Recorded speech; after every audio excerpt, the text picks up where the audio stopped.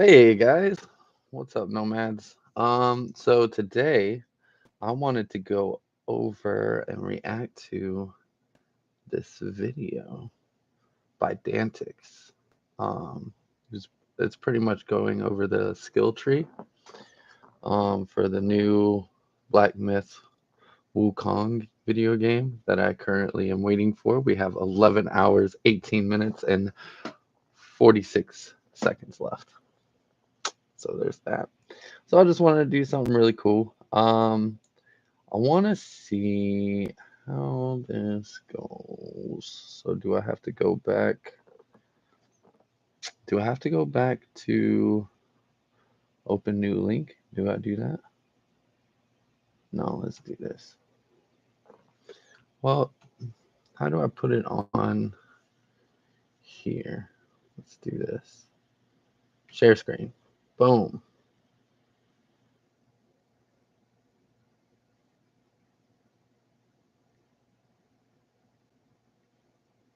Entire screen. Yes. Share.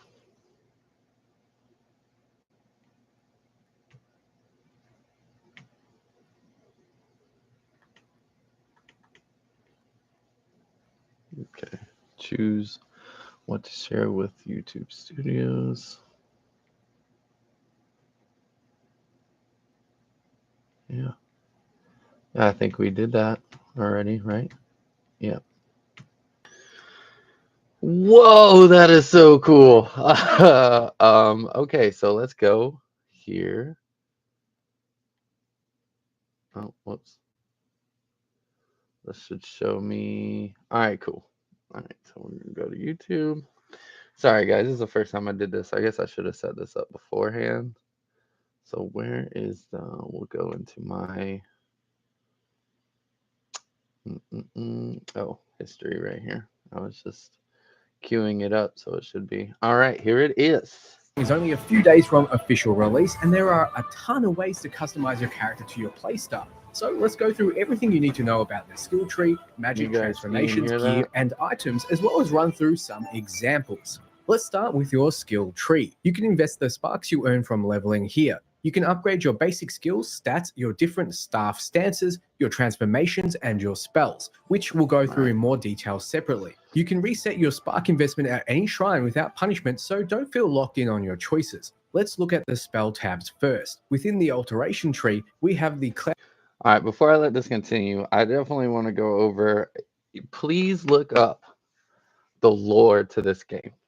I mean, I kind of followed it I first heard about it like when I was like 12. My uncle was into like this like historical stories and myths, and this was like the oldest one that he could remember. I believe the story was written in like the 1600s or whatever. But anyway, um, this was like his favorite story. So like growing up and like I loved watching animes. Like I anyway, I'm just extremely excited about this whole experience, this video game. But honestly, you definitely need to go and learn just the basis of the lore, really. You don't even have to hear the full story, which I would because it's extremely amazing. But just to get a basis. So,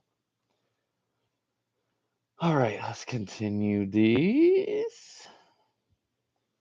Cloud Step spell, as well as other alteration related spells when you unlock them. In the Cloud Step tree, the first pip to the left, called Gallop, moderately increases your movement speed while in Cloud Step and costs 1 spark. The Immobilize spell can be upgraded too, but it's in the Mysticism tree. The top left pip of the skill tree for 1 spark increases damage dealt to Immobilize enemies for each talent level. So investing further has snowball effects if you take this path down the tree for this spell. The staff stances section will be a lot more intimidating. You can switch between the 3 stances at a press of a button during combat. Here we see the upgrades for the 3 stances, as well as upgrades that affect them all. One of the affect all skills is Exhilaration, which gives you slight health recovery every time you consume a focus point for each spark you invest in, up to 3. So investing multiple sparks will grant a bigger bonus. Just a quick FYI. So what he's saying is it's not like extremely complicated. Like these are that branches off of different skills and like so my question is can you like reset Focus it? points are what you use to do your heavy attacks, and they build up by doing your light attacks, which all 3 stances have. Focus Attack 2 will increase maximum focus from 1 to 2, Focus Attack 3 from 2 to 3, and Focus Attack 4 will increase your maximum focus from 3 to 4. But if you'll notice, it requires you to have invested a particular amount of sparks before it unlocks. For the case of Focus Attack 4, you need to have invested 20 sparks. In this case, we only have invested 6. The smash stance, the pillar stance, and the thrust stance all have their own feel in combat, but it seems that it's more beneficial to invest in one instead of spreading points between them. The smash stance's heavy attack is capable of charging while moving around in battle, is highly versatile, and the best choice for engaging in tactical combats, Oh, so you according have to the like text. you can However, do in like practice, I 3 found more separate people builds enjoyed the instead of thrust stance, but it's unlocked at level 20. So the first upgrade for the smash stance enables sprinting while charging. Later on, I'll show off the Pilgrim set armor that also benefits from sprinting. The Foundation tab is, well, your character's foundational stats. For example, you can upgrade your stamina, which influences how much you can sprint and dodge. This is your vegetables tree. No one wants to invest here because it's boring, but you absolutely should. The last tab is transformations. This is where you'll upgrade the ones you've unlocked, specifically your major ones, not the minor spirit and transformations, these are which all we'll the talk same about later. skill points. Those are upgraded with will, which is also used to buy Hopefully your different items skill and points upgrade your together. armor and weapons. There are also talents in this tree that work across all transformations. For example, you have Moon Roam, which moderately increases the damage of your next attack after a perfect dodge for each point invested. The third point takes 2 sparks. So once you, say, unlock the Red Tides transformation, this is where you'll find it in the skill tree.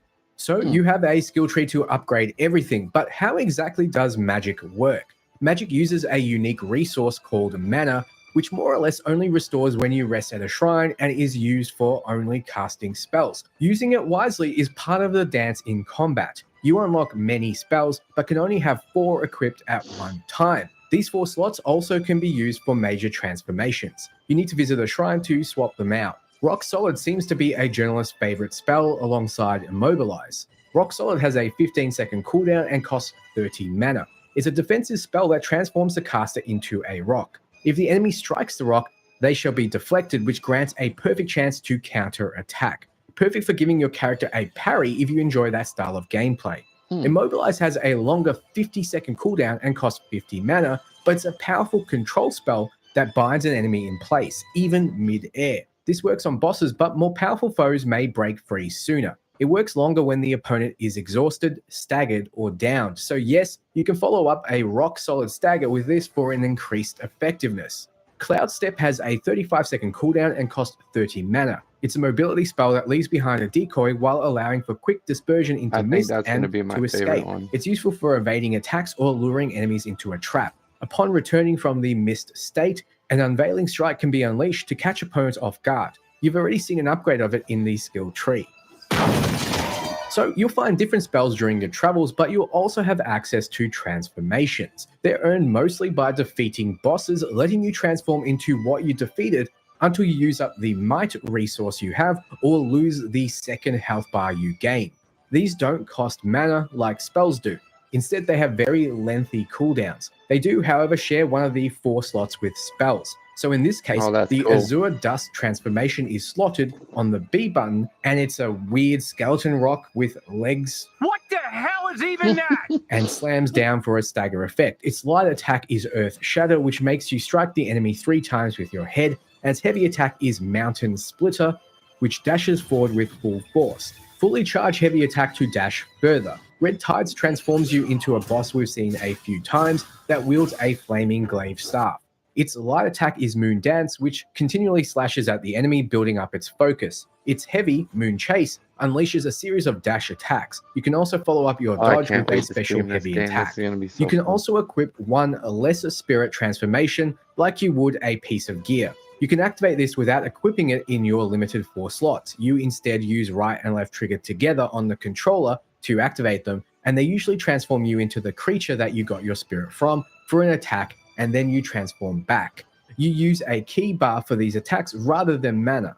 Wandering Right costs a lot of ki, but you take its form, bow, and then ram the foe, dealing massive damage. The equipped effect increases your defense by 20 passively. Since this is equipped right now, watch our defense drop when we mouse over the next spirit. Gang Mao lets you take the form of vipers to spit venom upon foes and inflict poison damage. Equipping this spirit gives you moderate poison damage and poison resistance. You can see how builds will come together with the right transformations and gear we'll talk about soon. Swift Bat costs a moderate amount of ki and transforms you into a bat. Then you stir up gravel to strike oncoming foes. Just having it equipped increases your stamina recovery by 10. Spearbone wards off attacks with a target shield, then bashes at enemies repeatedly. It then smashes the ground to shake foes within range. You get a 1% damage reduction with this equipped. The Earth Wolf transforms you into the, Earth Wolf to recklessly charge straight at a foe to make them stumble. Equipping it grants a small amount of additional focus on hit. Rat Archer lets you load and fire several arrows in succession, dealing damage multiple times. Equipping it moderately reduces the stamina cost for your staff spin, which reflects arrows. Wolf Assassin transforms you into such for you to throw out knives and hit enemies at a distance. It passively increases your critical hit chance by 3% when equipped, perfect for a crit build. You'll see a ton of spirits before the end of the game, well over 50. Like mentioned, these spirits can be leveled up, making them more potent. Here we see the Earth Wolf being upgraded with 1 knot of voidness and 9,000 will. We can decrease its key cost. So there's a lot of ways to customize your character, but you can also do so with gear and upgrading said gear. Let's take a look. In terms of slots, we have headgear, body gear, arms, and feet. You can equip 1 item in each slot, and it'll affect your stats to the right, as well as give you certain effects. These all can be upgraded, so if you like a piece of gear, you can keep it around. You can find gear out in the world like Gunyin's prayer beads in the arm slot found in a chest. We're currently in the crafting view, so these items are what you can craft for your chosen one. Let's take a look at Pilgrim's Headband. It's an uncommon item which is only 1 tier above common, so expect a lot of items that give you benefits like this. This one gives you a flat 8 defense and lets you use your gourd while sprinting. This means you can heal and sprint, which is very powerful in a game about avoiding damage and healing back up to survive. If you have 2 parts of the Pilgrim's set, you'll get a moderate increase to sprint speed. If you have all 4, when sprinting, each second moderately increases attack. This effect can stack up to 10 times and ceases once you stop sprinting.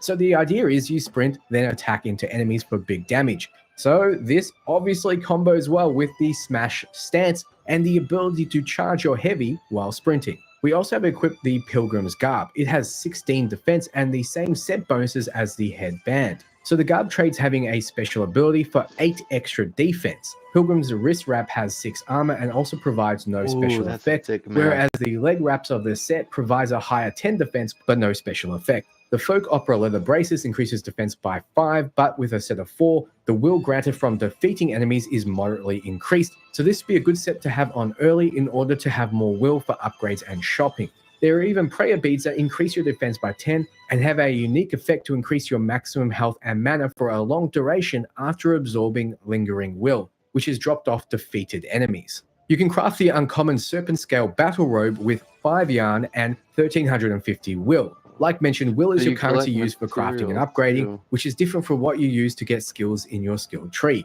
Yarn will drop off enemies, just like most of the crafting resources, but can also be bought from shops. The Battle Robe offers 2 extra defense and a unique effect. When health is low, you slowly recover a small amount of health.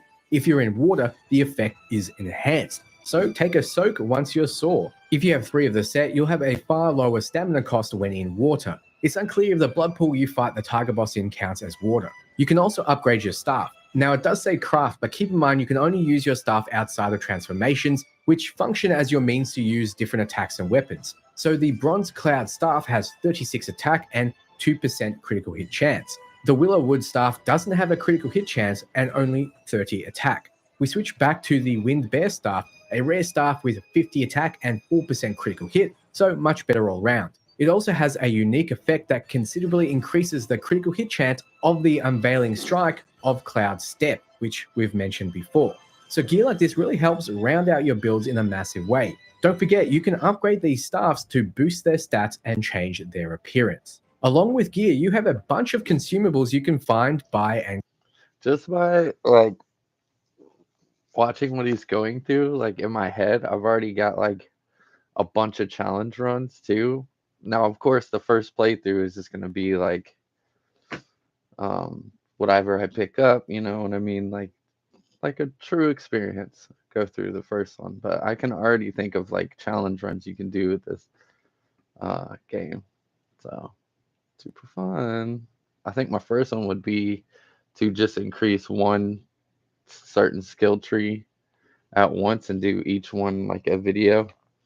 And then I'll probably do like my live stream would probably just be me playing, but the challenges, and then I'll probably do like one of like the weakest staff or like playthrough or even the strongest or my favorite, or just like just beating it with no transformations and just doing win step. Like this is, I cannot tell you how excited I am for this game. Um, ever since it was announced, it's just super amazing. I can't wait. I can't wait. Let's finish out this video real quick. And craft. You can upgrade your gourds, which are flasks that store healing liquids. The medicine gourd is your standard, and with a Lucia fragrant vine, you can increase its charges from 5 to 6. Keep in mind, Okay. charges are only restored at shrines, so your checkpoints. Then you can fill your gourd with drinks. These include Naturally. the 3-year-old coconut wine, each sip of which recovers 36% of your maximum health, each upgrade increasing its age and therefore its healing amount. You'll need an wow. awakened wine worm, say that 3 times without stuttering, for that to take effect. Some drinks heal less but come with different buffs or effects. Awakened wine You can worm. add soaks to your drinks, which are temporary additives that do something like this one, moderately increasing damage reduction. Then we have medicines, which you can also craft. This one is the tiger subduing pellets, which on use moderately increases damage for a duration, but is obviously consumed on use. It takes a snakehead mushroom and a purple lingzi to craft. Both can be bought and drop off enemies. Then we have ginseng pellets, which grant focus for a duration slowly. You need licorice and obviously aged ginseng. You can find more consumables That's like this cool. after bosses that have a more permanent effect, like the celestial non-airy pill, which massively increases maximum stamina. Like mentioned multiple times, you can visit shops to buy items as well, using the same resources you use to upgrade your gear, will. The evil repelling medicament considerably increases damage reduction for a long duration and costs 270 will. So you can buy 6 of these instead of upgrading your battle robe. You can also get the body cooling power, which instantly removes the burn state and significantly increases burn resistance for a short duration. Anti-miasma powder does the same, but for poison. We've seen both fire enemies and poison ones, so yes, the game gives you options to overcome them both, Witcher style. You can also buy crafting materials, so if you're lacking something for an upgrade, you may find them in shops. The Stone Spirit, for example, costs 450 will. The yarn, which we need to upgrade the Serpent Scale Battle Robe, can be bought here too. Aged ginseng, which we needed for the pallets, are here as well, and so are snakehead mushrooms. So that's everything. What do you think after seeing just how customizable your character is? More or less This is gonna excited? be Let so me know awesome. below. I cannot wait. Thank you, Dantix. Dantix. Thank you so much, man. That is an epic video. Thank you. That is so great. Guys, this game right here, bro. This game right here, bro. I can't wait. It's gonna be amazing. With that, we have 11 hours and 10 seconds left. I can't wait, bro. I'm super excited. All right. Well, with all that said, thanks for watching. No matter crazy eats out. As soon as I figure out how to get out. Nope, that's not how you do that. Oh, there we go. Peace out, guys.